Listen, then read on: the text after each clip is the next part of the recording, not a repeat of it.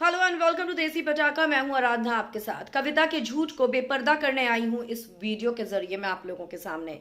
कविता कौशिक ने बहुत बड़ी बात बोली है और ये खबर निकलकर सामने आई है जो कविता के हस्बैंड ने सोशल मीडिया पर लिखा है और उन्होंने अभिनव को अल्कोहलिक बोला है। उन्होंने ये भी बोला है कि अभिनव रात को दारू के नशे में कविता कौशिक को फोन करते थे और आवर्स में उनको मिलने के लिए बुलाते थे। यहाँ तक कि नौबत पुलिस तक को बुलाने की आ गई थी और पुलिस को बुलाया भी गया था। लेकिन इन बातों में कितनी सच्चाई है, कितना झूठ है, इस बात को खुद कविता के ही डायलॉग से मैं बेपर्दा करने वाली हूं। लेकिन अगर अभी तक आपने हमें सब्सक्राइब नहीं किया है तो प्लीज सब्सक्राइब कर लीजिए और बेल आइकन को दबाना बिल्कुल भी ना भूलें। कविता कौशिक जहां एक और ये कह रही हैं कि अभिनव शुक्ला अल्कोहलिक है, उन्हें रात रात को फोन करते थे, ऑड आवर्स में मिलने को कहते थे, तो फिर कविता कौशिक घर के अंदर जब गई थी तो वो अभिनव से ये क्यों कहती हुई नजर आई थी कि कमाल है यार, आप तो एक स्माइल तक नहीं देते हमें देखकर, आप यहां पर आकर इतना बदल गए, घर से बाहर तो आप कुछ और ही हैं। इसी अंदाज में कविता ने बोला था।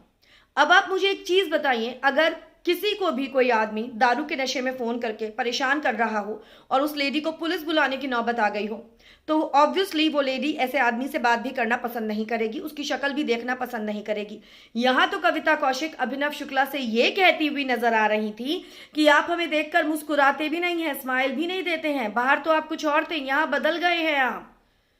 इसका क्या मतलब है?